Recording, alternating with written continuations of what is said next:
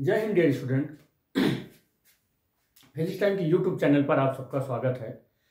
हम लोग BSc part third का या कह सकते हैं कि जो फिफ्थ सेमेस्टर है उसका जो फर्स्ट पेपर है जिसका नाम है रिलेटिविटी एंड स्टैटिस्टिकल मैकेनिक्स, उसमें जो चैप्टर का नाम है Maxwellian distribution of speed in ideal gas.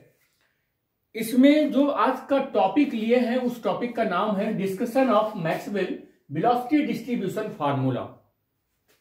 अब ये फार्मूला तो आपको पता ही होगा, इससे पहले वाले लेक्चर में हमने सॉल्व कराया है और वो फार्मूला मैं यहां लिख देता हूं कि क्या है वो P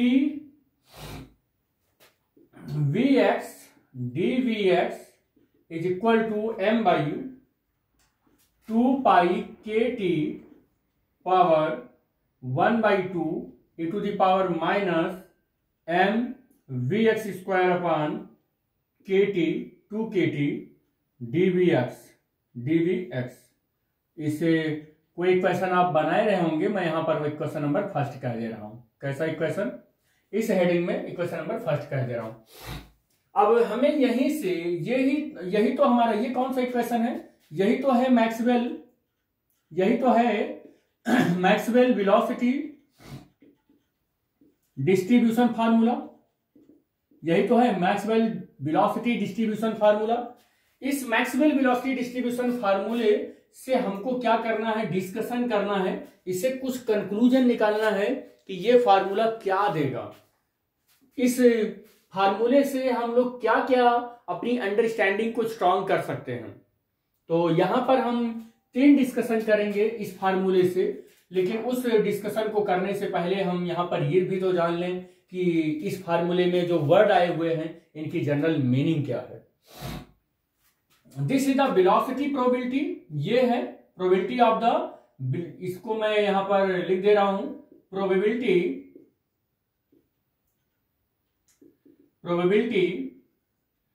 distribution of velocity.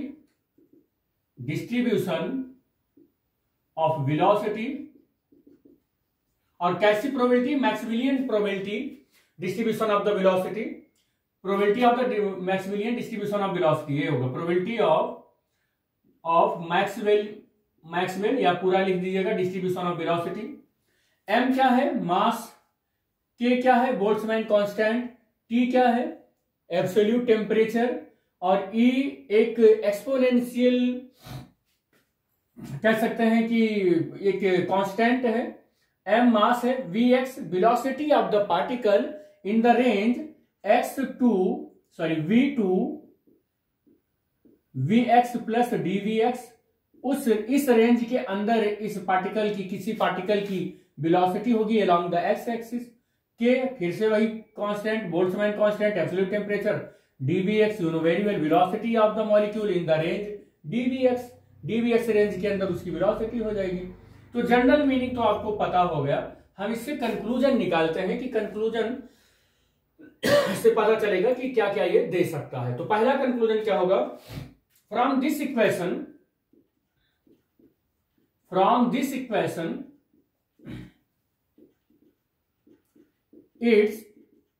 it is obvious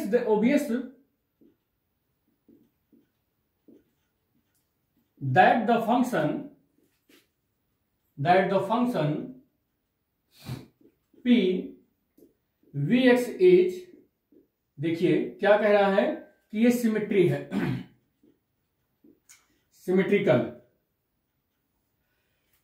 symmetrically distributed about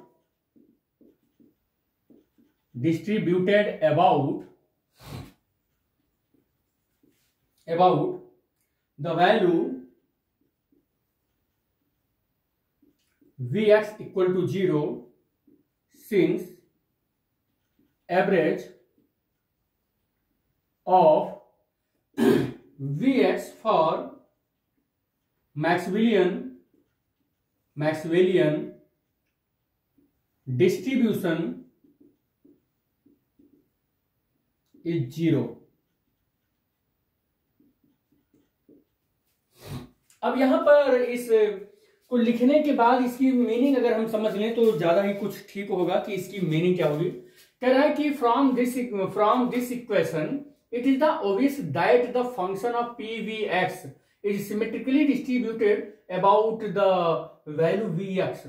तो सबसे पहले हम मैक्सवेल जो वेलोसिटी डिस्ट्रीब्यूशन है फार्मूला, उससे मिलने वाले ग्राफ को ड्रॉ कर लेते हैं। वो अलग बात है कि ये ग्राफ मैं यहां डायरेक्ट ड्रॉ कर रहा हूं, आप इसको सेकेंड ईयर में इस सब ग्राफ को अच्छे से पढ़ कर आएंगे कि how to trace this graph.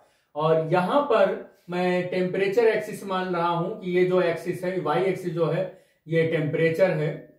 ये क्या है? टेम्परेचर है। किसी भी एक एक्सिस में दो डायरेक्शन होता है, एक पॉजिटिव का होता है और एक नेगेटिव का होता है। तो मैं ये मानकर चल रहा हूं कि ये वाला जो एक्सिस है वो वी एक्स का पॉजिटिव है। वी एक्स का क्या है बेटा? वो पॉजिटिव है। और ये वाला जो एक्सिस है, इसे ये मानकर चल रहा हूं कि ये एक्स एक्सिस जो है वो वी एक्स का नेगेटिव है। और ये ऑरिजिन है जिसका नाम ओ बोल रहा हूं। ये ऑरिजिन का नाम क्या है? ओ है। और अगर हमें प्रोबेबिलिटी देखनी है, किसकी प्रोबेबिलिटी देखनी है? Probability of Maxwell distribution of velocity की प्रोबेबिलिटी देखनी है, जिसको हम किससे रिप्रेजेंट करते हैं? जिससे हम रिप्रेजेंट करते हैं P और Vx। अगर ये देखनी है तो हम इसी एक्सिस पर देखेंगे, इसी एक्सिस पर देखेंगे। P ब्रैकेट में Vx ये रहेगा। तो आप यहां पर आप सेकेंड ईयर में या कह सकते हैं फोर्थ सेमेस्टर में आप पढ़ कर आए हैं कि इसका कैसे ड्रॉ करना है। तो जब आप देखते हैं कि टेम्परेचर इसका क्या होता है, बहुत कम होता है, तो कुछ इसका ग्राफ इस तरीके से मिलता है। ये ग्राफ थोड़ा सा सही आप बना लीजिएगा।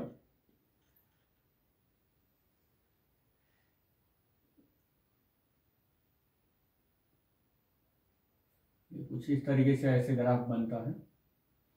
और जैसे जैसे इसका ये T1 टेम्परेचर पर ग्राफ ड्रॉ किया है, जैसे जैसे हम इसका टेम्परेचर क्या करते हैं, थोड़ा सा कम ज्यादा बढ़ाते चले जाते हैं, तो ये ग्राफ कुछ ऐसे फ्लैट होते चला जाता है।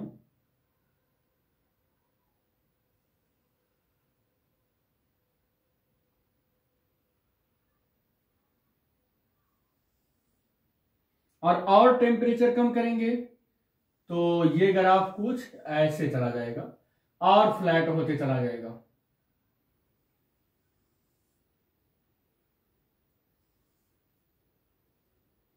ये कुछ ऐसे ही फ्लैट होते चला जाएगा। मतलब टेम्परेचर बढ़ाते चले जाएंगे और ये ग्राफ फ्लैट होते चला जाएगा। ये वाला ग्राफ T2 पर ड्रॉ किया, ये T3 पर ड्रॉ किया। यहां पर एक बात याद रखना कि T1 is less than T2 is less than T3। T3 सबसे ज्यादा टेम्परेचर है। और यहां पर हमको कह रहा है कि अगर x इक्वल टू 0 रखें, किसके equal to? Vx equal to 0। ध्यान से देखना, इस स्टेटमेंट को ही में इसी में जान है। Vx की वैल्यू अगर 0 रख दें, यही तो है Vx की वैल्यू 0 रख दें, यही तो है कि Vx की वैल्यू 0 रख दें, तो कह रहा है उस टाइम पर प्रोबेबिलिटी, जो वेलोसिटी की जो प्रोबेबिलिटी है, तो वो मैक्सिमम है। देखो वही तो है, कह रहा है ना कि फंक्शन PVx, जैसे पहले हम पोजीशन और इन सब चीजों को फंक्शन के तौर पर रखते थे, लिखते थे, वैसे यहां पर वेलोसिटी को हम फंक्शन मान रहे हैं। तो कह रहा है कि जो वेलोसिटी का फंक्शन है, ये जो PVx है, is symmetrically distributed about the value Vx।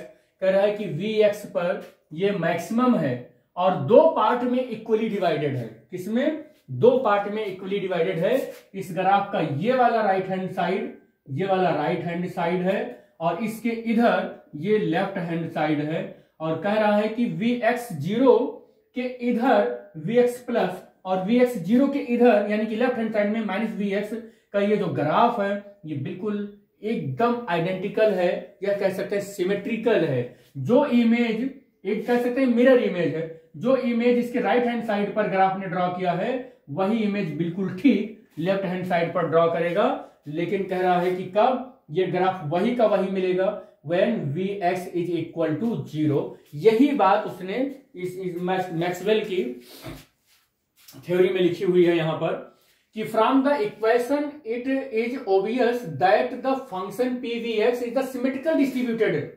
बिल्कुल सिमेट्रिकल डिस्ट्रीब्यूटेड है, सिमेट्रिकल डिस्ट्रीब्यूटेड है, कहां पर सिमेट्रिकल डिस्ट्रीब्यूटेड है? At the Vx equal to 0 पर, since the average of Vx for the Maxwellian distribution is 0। कह रहा है कि इसका ये मतलब हुआ कि अगर हम वेलोसिटी का एवरेज निकालें, किसका एवरेज निकालें? वेलोसिटी का एवरेज निकालें, तो वो वेलोसिटी का एवरेज मैक्स किसका है? Average for Vx, average of Vx for the Maxwellian distribution.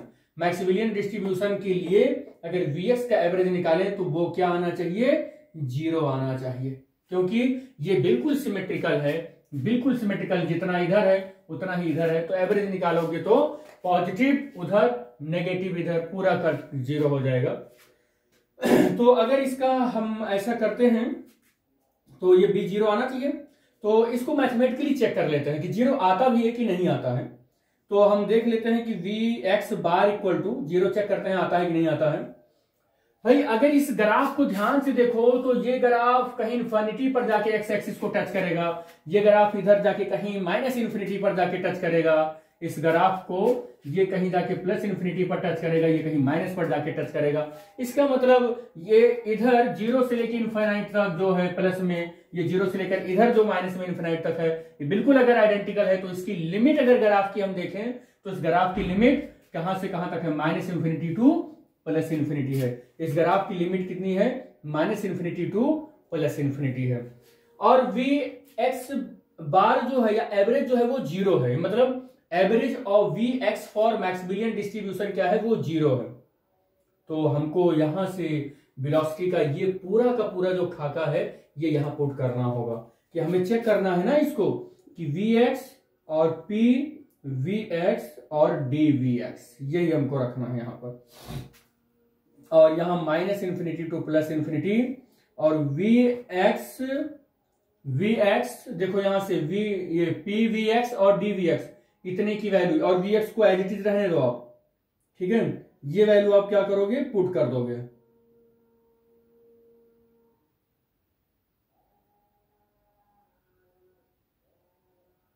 ठीक है, तो ये वैल्यू Px और ये वैल्यू पूरी पुट करोगे तो कितना हो जाएगा? m/2π/kt बेटा, और पावर में कितना है? 1/2 है। इतने पूरी की वैल्यू यहां से उठा के रख रहे हैं, और e to the power -mvx²/2kt और dvx, ये पूरी वैल्यू उठा के हमने यहां पर रख पुट कर दिया। यही हमको चेक करना है। अब आप इसको जब डिफरेंशिएट करेंगे ना बेटा, सॉरी इंटीग्रेट करेंगे, जब डिफरेंशिएट करें, सॉरी इंटीग्रेट होगा, जब आप इसको इंटीग्रेट करेंगे, पूरा सॉल्व करेंगे, तो आप देखें जरा से, मास कांस्टेंट है, 2 कांस्टेंट है, 2π कांस्टेंट है, बोल्ट्जमैन कांस्टेंट है, एब्सोल्यूट टेम्परेचर कांस्टेंट है। क्यों कांस्टेंट है ये भी मैं बता दे रहा हूं, क्यों कांस्टेंट है, टी क्यों कांस्टेंट है।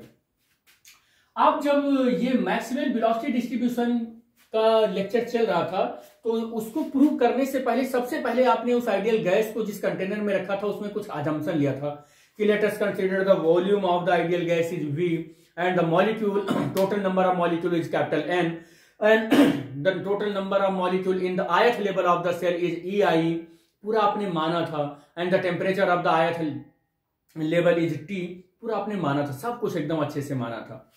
अब आप बताइए कि जब सब कुछ आप अच्छे से माने थे, T वो सब कुछ एकदम माने थे, M सब कुछ माने थे, तो आपने ये भी तो कहा था T के डिफरेंस में कि जो हम V वॉल्यूम का आइडियल गैस लिए हैं वो आइडियल गैस कैसा है, वो आइडियल गैस कैसा है जी, इक्विलिब्रियम में है। आपने ये कहा था, थर्मल इक्विलिब्रियम में है, ये आपने कहा था अपने अजम्पशन में। अब जब आपने इस फार्मूले को प्रूव करते वक्त ही कह दिया था कि हमने V वॉल्यूम का जो गैस लिया है वो थर्मल इक्विलिब्रियम में है, तो अब आप बताइए कि अगर थर्मल इक्विलिब्रियम में है तो T कांस्टेंट हुआ कि नहीं हुआ?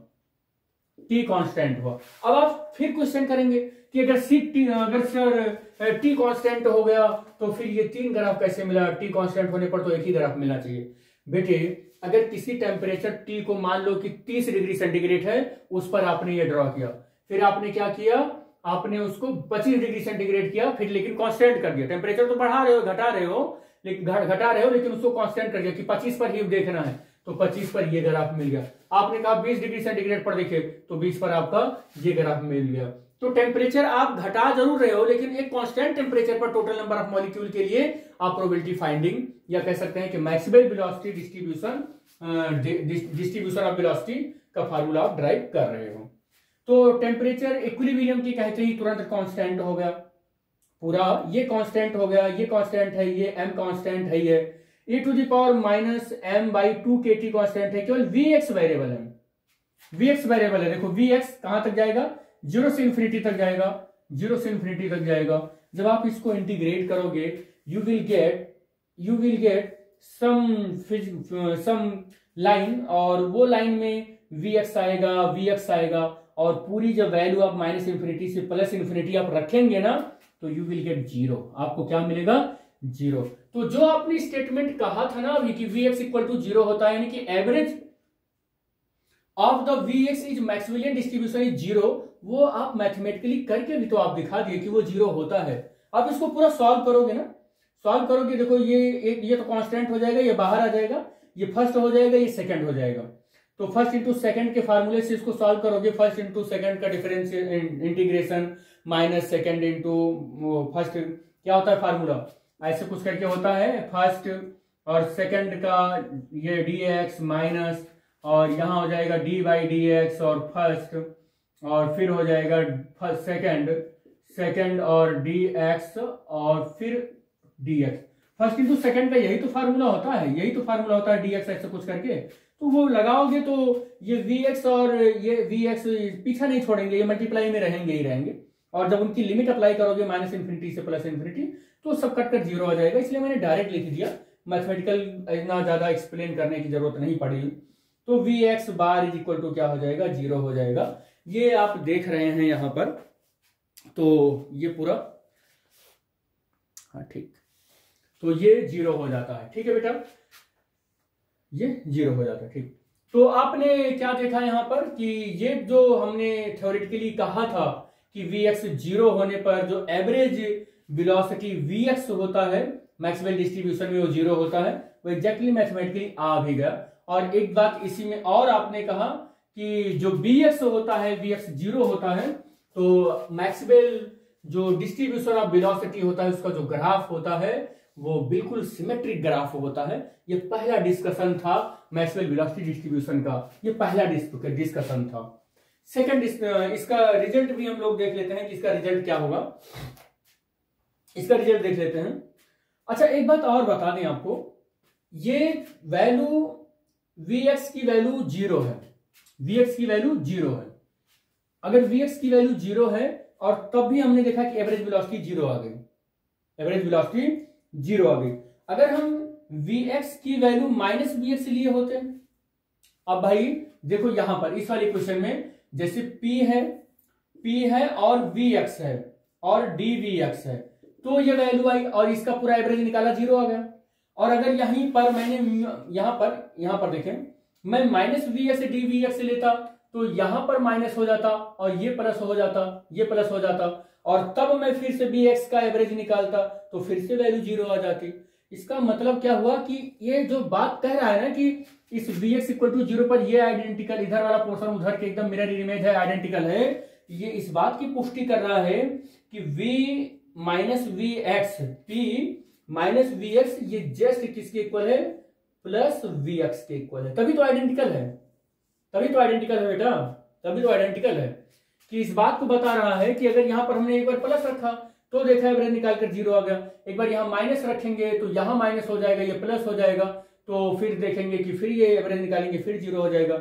इसका ये मतलब हुआ कि P माइनस Vx dVx जो आया वही प्लस, वही क्या हो जाएगा, प्लस वाला भी आएगा, जो माइनस वाला आएगा वही प्लस वाला भी आएगा। तो इससे साफ पता चल जाता है जो माइनस वाला आया, सॉरी जो प्लस वाला आया वही माइनस वाले का भी आएगा। तो इससे साफ पता चल जाता है कि ये P माइनस Vx और dVx जो है वो P प्लस Vx dVx के बिल्कुल ठीक बराबर आ जाता है। इस बात को ये एक्सप्लेन करता है कि जो राइट हैंड साइड का पोर्शन ऑफ दिस ग्राफ है, left hand side of this graph is symmetrical, ठीक है।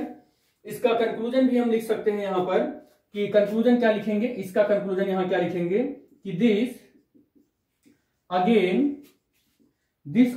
indicate that PVX is symmetrical about Vx equal to 0। ये क्या दे रहा है? दिस अगेन इंडिकेट दैट, ये दोबारा बताने की कोशिश कर रहा है कि हमारा जो PVX है वो सिमेट्रिकल है अबाउट Vx इक्वल टू 0 पर। Vx इक्वल टू 0 पर ये इधर और इधर वाला पोर्शन बिल्कुल एक दूसरे का मिरर इमेज है और वो बिल्कुल आइडेंटिकल है, कह सकते हैं। आइडेंटिकल नहीं कह सकते हैं, बिल्कुल मिरर इमेज है या सिमेट्रिकल है। ठीक है, हमारा फर्स्ट जो डिस्कशन है इस फार्मूले से हो गया। अब दूसरा डिस्कशन हम स्टार्ट करते हैं। सेकंड डिस्कशन वो क्या होगा, नोट तो कर रहे हैं ना आप लोग साथ में ही। सेकंड डिस्कशन देखिए क्या है। The probability distribution, the probability distribution, the probability distribution function is maximum, ये सेकंड वो है डिस्कशन है। Probability distribution function is maximum, for that value of Vx for which del PVX upon del Vx is equal to 0। ये second discussion है। क्या है second discussion? पहला discussion तो ये था कि Vx इज इक्वल टू 0 पर इस ग्राफ पर right hand side left hand side के बिल्कुल सिमेट्रिकल आएगा, बिल्कुल सेम आएगा और Vx इक्वल टू 0 पर प्रोबेबिलिटी मैक्सिमम मिलेगी। प्रोबेबिलिटी क्या मिलेगी? मैक्सिमम मिलेगी। और P Vx पर जो रहेगा ग्राफ वही P माइनस Vx पर मिलेगा, यानी कि PVX P और P माइनस Vx वाला बिल्कुल इक्वल रहने वाला है, जिससे हम पता कर लेंगे कि आइडेंटिकल सिमेट्रिकल ग्राफ होगा। The probability distribution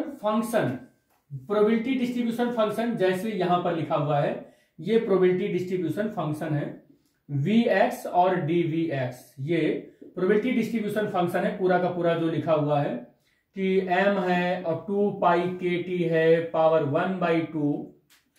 1/2 minus infinity और माइनस Vx ऐसे यहां लिख दे रहे हैं। ठीक है, और e to the power minus mVx square upon 2kt और dVx जो यहां पर है, इसी को बोलते हैं प्रोबेबिलिटी। क्या बोलते हैं इसको बोलते हैं प्रोबेबिलिटी डिस्ट्रीब्यूशन फंक्शन। इसको क्या बोलते हैं?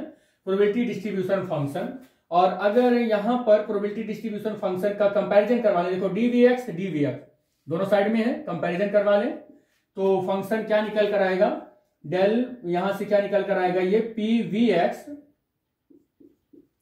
PVX is equal to m upon 2 pi kt की पावर 1/2 और e to the power minus mVx square upon 2kt। ये यहां से अगर कंपैरिजन करवा लें दोनों साइड का तो PVX इक्वल टू इतना निकल कर आ जाएगा m/2 पाई kt की power 1/2 e to the power minus mVx square upon 2kt। यही वैल्यू, ये वाली वैल्यू यहां पर पुट करना है PVX और यहां पर पुट कर दो आप। जब आप यहां पर पुट करोगे ना, और हाँ ये भी याद रखना कह रहा है कि जो प्रोबेबिलिटी डिस्ट्रीब्यूशन फंक्शन है वो मैक्सिमम प्रोबेबिलिटी है। क्या है बेटा? वो मैक्सिमम प्रोबेबिलिटी है, ये भी आपको भूलना नहीं है। कह रहा है कि ये P मैक्स है। क्या है? P मैक्स है, ये भी आपको भूलना नहीं है। ये क्या है? P मैक्स है, ये आपको भूलना नहीं है। ये वैल्यू रख दो जरा, ये वैल्यू रख दो इसकी जगह पर, ये वैल्यू रखो तो del upon del Vx as it is रहेगा और यहां पर PVX रहेगा और डेल अपॉन डेल Vx और इसकी जगह पर ये वैल्यू रखो तो कितना हो जाएगा? m अपॉन 2 पाई kt और power 1/2 e to the power minus mVx square upon 2kt। ये हो जाएगा। इसको आप डिफरेंशिएट करो। अच्छा, डिफरेंशिएट करोगे तो ये वाला पूरा कांस्टेंट है, ये पूरा कांस्टेंट है, ये पूरा टर्म कांस्टेंट है तो बाहर ही आ जाएगा। m/2π/kt, ये बाहर आ जाएगा 1/2, और अगर डिफरेंशिएशन होगा तो del by del V X और e to the power minus M V X square upon कितना हो जाएगा बेटा 2kt हो जाएगा। इसको डिफरेंशिएट करो जरा, तो m/2π/kt तो एज इट इज रहेगा 1/2, और ये डिफरेंशिएट करोगे तो e to the power minus M V X square upon 2kt, ये एज इट इज रहने वाला है। e की पावर का डिफरेंशिएशन उतना ही होता है, फिर पावर का होगा तो माइनस कितना हो जाएगा जी, माइनस कितना हो जाएगा ये, माइनस ये हो जाएगा m/2kt, तो एज इट इज रहेगा m/2kt। अब v स्क्वायर का होगा तो 2vx हो जाएगा, कितना हो जाएगा, इतना हो जाएगा, यही हो जाएगा ये, ठीक है, ये इतना हो जाएगा, और इक्वल टू सब 0 चल रहा था। अब आप क्या कर सकते हो, ये पूरा चल रहा है किसके, p max इक्वल टू, यहीं से सॉल्व कर लेते हैं, यहीं से अगर आप सॉल्व करेंगे ना तो देखो क्या हो जाएगा, m/2π/kt और पावर में 1/2, और यहां पर देखो m/2kt, अच्छा ये नहीं होगा, तो e to the power minus M V X square upon 2kt, और यहां से हम क्या कर सकते हैं, इसको सही कर लें,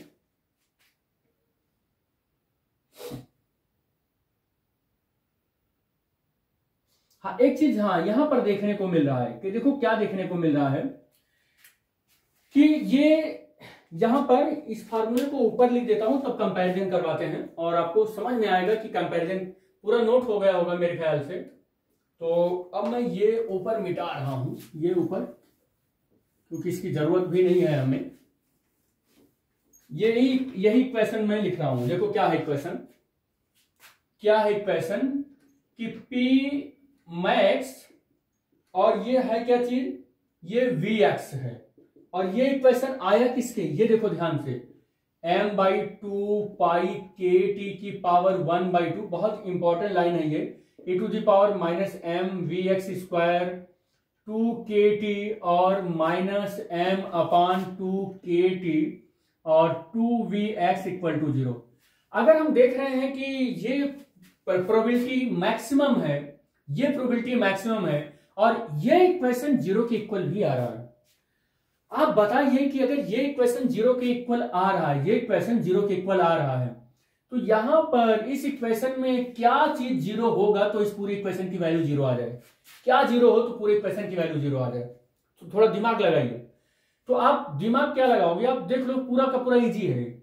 मास ये कांस्टेंट वैल्यू है, बोल्ट्जमैन कांस्टेंट, एब्सोल्यूट टेम्परेचर ये पूरा कांस्टेंट है, इसमें कोई भी चीज वेरिएबल नहीं है कि उसकी वैल्यू आप रखो तो वो 0 ला दे। इसमें देखो ये एक कांस्टेंट वैल्यू है, मास है, बोल्ट्जमैन कांस्टेंट, एब्सोल्यूट टेम्परेचर, क्योंकि आपने कह दिया था शुरुआत में ही कि इक्विलिब्रियम कंडीशन में है सिस्टम, तो टेम्परेचर भी कांस्टेंट होगा। बस केवल वेरिएबल है तो Vx स्क्वायर है, क्या है वेरिएबल, Vx स्क्वायर। इसी की वैल्यू आर्बिट्ररी कुछ भी आप रख सकते हैं जो कि उस कंटेनर के अंदर वेलोसिटी ऑफ द पार्टिकल होगा। यहां पर देखेंगे m constant, k constant, t constant, फिर से यहां पर आपको एक वैल्यू मिली जो सिलेक्टिव वैल्यू होगी, आप उसको सेलेक्ट कर सकते हैं।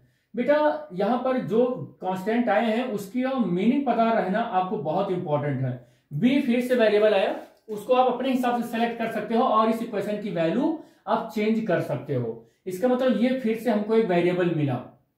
अब इस इक्वेशन को देखकर हमें पता चल गया होगा कि ये 0 आया होगा ना, तो इसी Vx की वजह से 0 आया होगा, ये 0 आया होगा ये पूरा, तो Vx की वजह से 0 आया होगा। इसका ये मतलब हुआ कि Vx की वैल्यू अगर हम 0 रख दें तो पूरे इक्वेशन की वैल्यू 0 आ जाएगी और उस कंडीशन पर प्रोबेबिलिटी हमको मैक्सिमम मिल जाएगा। Let's go in the graph.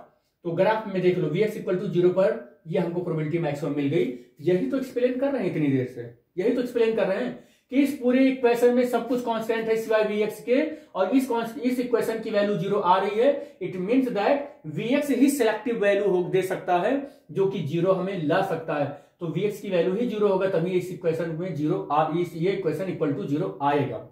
और Vx जब 0 हो रहा है तो कह रहा है मैक्सिमम प्रोबेबिलिटी हमको मिल रही है। और देखो अब मैक्सिमम प्रोबेबिलिटी मिल रही है, Vx इक्वल टू 0 पर मैक्सिमम प्रोबेबिलिटी मिल रही है, ये मिल तो रही है हमको मैक्सिमम प्रोबेबिलिटी। सेकंड डिस्कशन हो गया ये। ये सेकंड डिस्कशन हो गया। ये देखो कि discussion of the Maxwell velocity distribution फार्मूले में कि bx जब 0 होता है तो प्रोबेबिलिटी मैक्सिमम मिल जाती है, हमको मिल तो रहा है ये।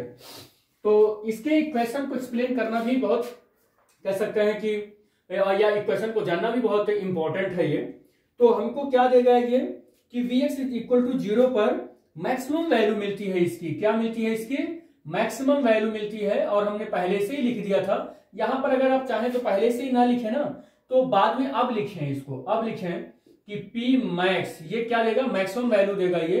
अब पी मैक्स इक्वल टू अब लिखें तो ज्यादा अच्छा लगेगा। लिखने का तरीका तो यही है कि 1/2 और क्या हो जाएगा e to the power minus M V X square upon 2 KT और माइनस एम अपान 2 KT ये और 2Vx ये हो जाएगा इक्वल टू 0। ठीक बेटा, तो Bx की वैल्यू ही 0 होगी तभी ये मैक्सिमम हुआ होगा। अब अगर मैं यहां पर देखूं तो ये पूरी की पूरी वैल्यू, अभी इसको हटा दो, अभी मैक्सिमम करना है मुझको। तो ये पूरी वैल्यू यहां पर अगर 0 आया है तो Vx की वैल्यू 0 होगी। तो यहां पर टोटल यहां पर भेज देता हूं मैं, पूरा जितना भी वेरिएबल है उधर भेज देता हूं। तो m कितना हो जाएगा? ये हो जाएगा m अपान 2 पाई KT और पावर 1/2 और इसी को हम क्या बोलेंगे कि P मैक्स है। यही क्या है? This so that P max, यही हमारा क्या होगा? P मैक्स होगा। ठीक है बेटा, तो दिस सो दैट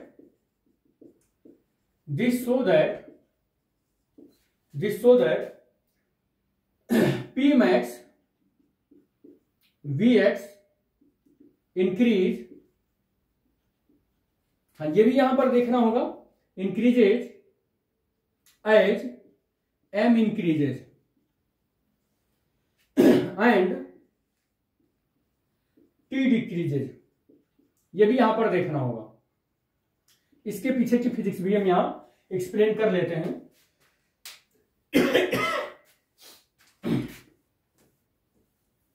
देखो ये नोट कर रहे हैं ना आप लोग। देखो क्या कह रहा, this so that P max Vx increases as m increases. देखो यहां पर कह रहा है कि ये जो P है ये अगर इंक्रीज करता है कब? जब m इंक्रीज करता है। कह रहा है लेकिन जब ये दोनों इंक्रीज करते हैं तब ये इंक्रीज करता है तो ये इंक्रीज हो जाता है, ये इंक्रीज करता है तो ये इंक्रीज हो जाता है। लेकिन कह रहा है उस दौरान t डिक्रीज होना पड़ता है, t को डिक्रीज होना पड़ता है। और अगर कह रहा है कि t इंक्रीज हो गया, कह रहा है t अगर इंक्रीज हो गया तो इस p को डिक्रीज होना पड़ेगा। किसको डिक्रीज होना पड़ेगा?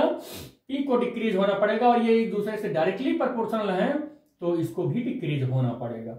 इसका ये मतलब हो गया कि आप टेम्परेचर को धीरे धीरे घटाते जाएंगे तो प्रोबेबिलिटी धीरे धीरे बढ़ती जाएगी। ब्लू वाली कलर को देखो, टेम्परेचर घटाते जाएंगे प्रोबेबिलिटी बढ़ती जाएगी।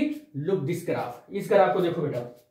देखो टेम्परेचर धीरे धीरे घटाते जा रहे हैं। देखो T2 T3 से T2 T2 से T1 टेम्परेचर धीरे धीरे बढ़ाते जा रहे हैं, घटाते जा रहे हैं और ग्राफ हमारा नैरो होता चला जा रहा है और प्रोबेबिलिटी मैक्सिमम होती चली जा रही है। पहले देखो मैक्सिमम टेम्परेचर तो इतनी प्रोबेबिलिटी, केवल इतनी प्रोबेबिलिटी, इतनी की। और टेम्परेचर अब कम टेम्परेचर किया और कम टेम्परेचर किया, T3 से कम किया, इतनी प्रोबेबिलिटी। और सबसे कम टेम्परेचर किया तो इतनी प्रोबेबिलिटी मिल गई। देखो इतनी प्रोबेबिलिटी मिल गई। तो वही चीज तो यहां मिल रहा है कि टेम्परेचर कम करोगे तो प्रोबेबिलिटी जो होगी मैक्सवेल वेलोसिटी डिस्ट्रीब्यूशन की वो बढ़ जाएगी। प्रोबेबिलिटी इसकी क्या हो जाएगी? बढ़ जाएगी जब टेम्परेचर हम क्या करेंगे? डिक्रीज करेंगे। यहां से आपको कंक्लूजन ग्राफ से बिल्कुल बाकायदा मिल रहा होगा कि किस तरीके से हमारा कंक्लूजन चल रहा है। हमारे मैथमेटिकल इक्वेशन और हाइपोथेसिस और इस ग्राफ को बिल्कुल कंबाइंड करके आप समझेंगे तो आप समझ जाएंगे अच्छे से कि क्या यहां पर चीजें चल रही हैं। तो इस तरीके से इसका कंक्लूजन हो गया। अब हमने कहा था आपसे कि 3 डिस्कशन हम लोग पढ़ेंगे, 2 डिस्कशन हो गया, थर्ड वाला डिस्कशन देखते हैं कि क्या है।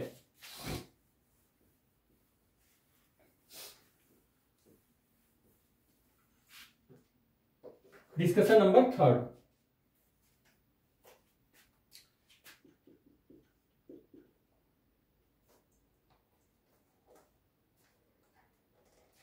P fall to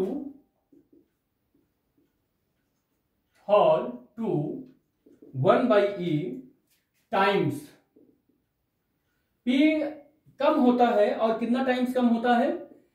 P Vx का मैक्स इतना कम होता है एट वैल्यू ऑफ Vx, इतना अगर देखते हैं फॉल होता है तो हमको क्या मिलता है गिवन बाई, तब हमको क्या मिलता है। तो जो मिल रहा है उसको नोट कर लेते हैं।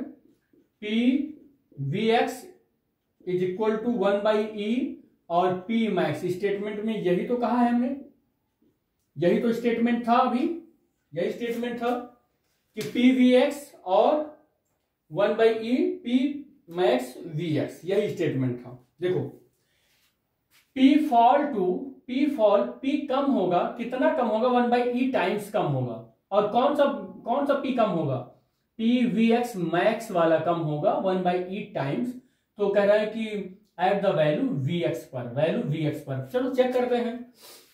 हमको पता है कि P मैक्स Vx कितना है। अभी इसी के बाद सेकंड वाला जो अभी हमने किया नहीं था, सेकंड वाले में कितना कंक्लूजन निकल कर आया था, m/2 पाई kt की पावर होल पावर 1/2, ये निकल कर आया था। और PV मैक्स ये भी हमने आपको बताया है कितना होता है, थोड़ी देर पहले अभी इक्वेशन लिखा था कि PVx और dVx equal to m/2 pi kt की पावर 1/2 और e to the power minus m Vx square upon 2 kt और dVx।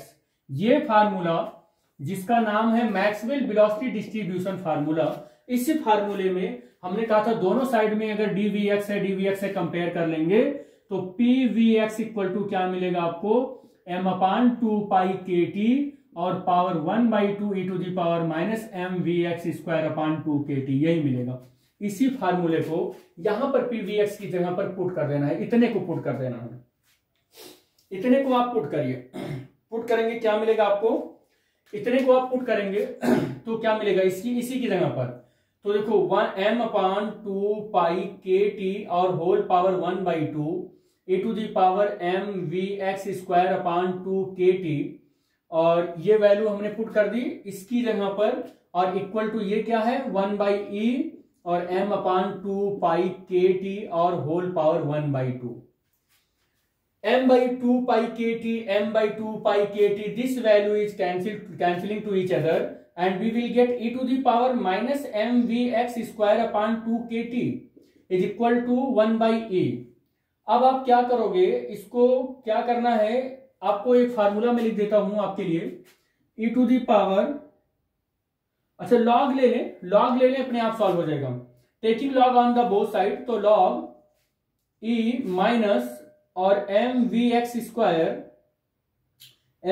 स्क्वायर और 2 kt is equal to log 1/e। Solve करो इसको, तो लॉग a की पावर कितना होता है, लॉग a की पावर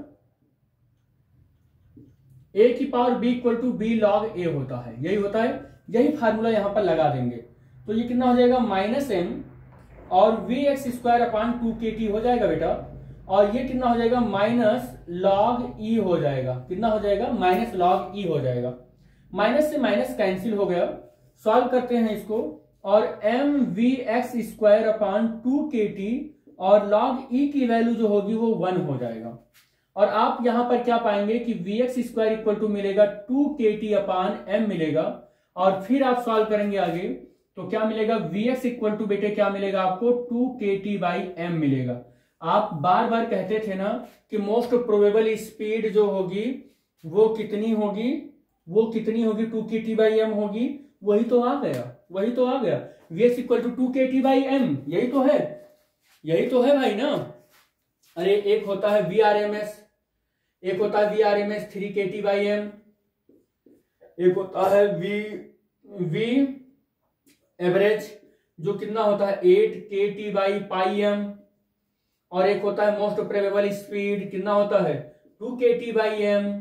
तो वही तो आ गया मेरा, यही तो हमारा एम था, लेकिन अभी हमें इस पर नहीं जाना है, अभी हमको इसी अपने रिजल्ट पर बात करना है, अभी हमें इसके रिजल्ट पर ही बात करना है। ये तो सब हमारे बाद की बात हो गई जिस पर हम बाद में डिस्कस करेंगे, अभी हम इस पर डिस्कस करते हैं कि ये जो आया मेरा Vx is equal to 2 kt by m।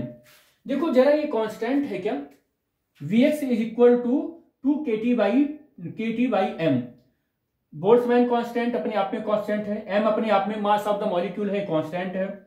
अगर t को कांस्टेंट कर दें, t का मतलब यह हुआ कि अगर मैंने इस ग्राफ के लिए t1 रखा तो Vx1 is equal to 2kT1/m है। अगर मैंने t1 को कांस्टेंट रख दिया तो इस ग्राफ के अंदर या इस कह सकते हैं रेंज के अंदर अब जितने भी मॉलिक्यूल आएंगे उन मॉलिक्यूल की वेलोसिटी ही कांस्टेंट हो गई। समझ गए ना?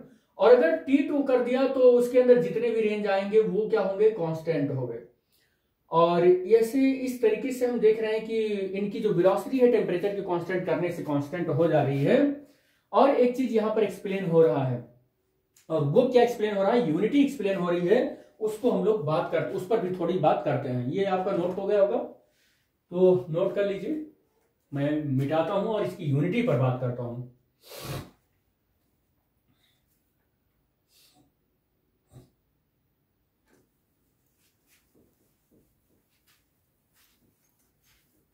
बहुत इंपॉर्टेंट पॉइंट है ये सब, जो आपको पता होना चाहिए। ये भी मिटा देता हूं, अभी इसकी जरूरत नहीं है हमें। चलिए, कह रहा है कि ये जो हमने ग्राफ ड्रॉ किया है, ये ग्राफ किस पर ये ड्रॉ है, जो प्रोबेबिलिटी फंक्शन है ये प्लॉटेड है। किस पर प्लॉटेड है बताइए? प्रोबेबिलिटी फंक्शन किस पर प्लॉटेड है बताइए आप, किस पर प्लॉटेड है? डिफरेंट टेम्परेचर पर। किस पर है ये प्लॉटेड? डिफरेंट टेम्परेचर पर प्लॉटेड है, डिफरेंट टेम्परेचर पर प्लॉटेड है। और रेंज क्या है यहां पर? रेंज क्या है वो आपको पता है, -v से +v तक, या हम कह सकते हैं -∞ से +∞ तक।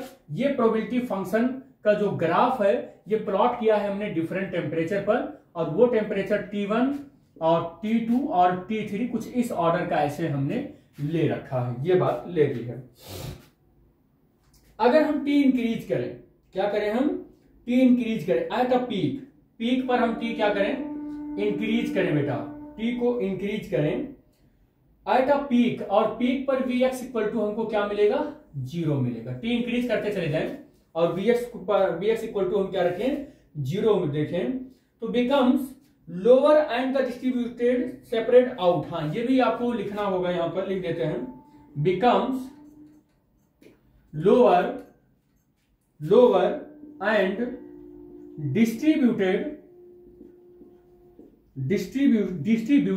डिस्ट्रीब्यूशन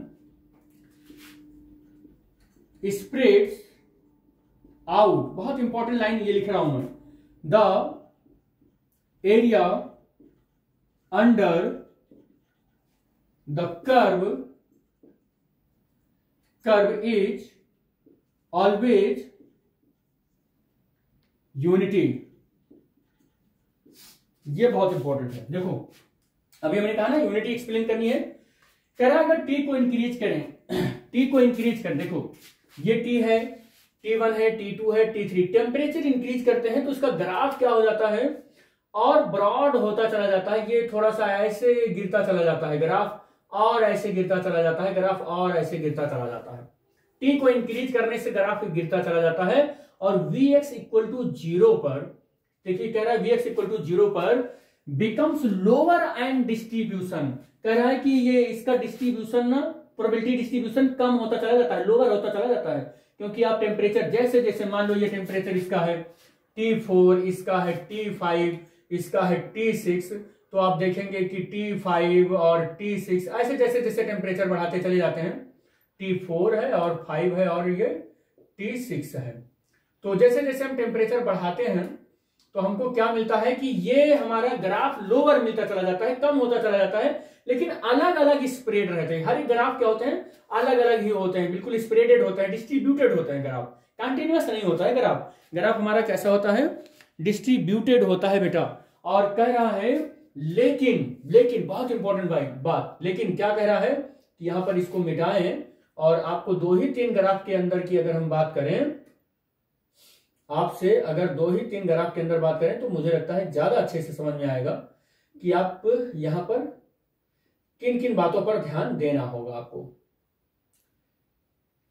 वो कह रहा है कि जब हम टेम्परेचर बढ़ाते जाते हैं तो जो Vx है उस पर जो प्रोबेबिलिटी का डिस्ट्रीब्यूशन आता है वो प्रोबेबिलिटी कम होती चली जाती है, लोअर होती चली जाती है, एकदम क्या होती चली जाती है, लोअर होती चली जाती है, बिल्कुल लोअर होती चली जाती है।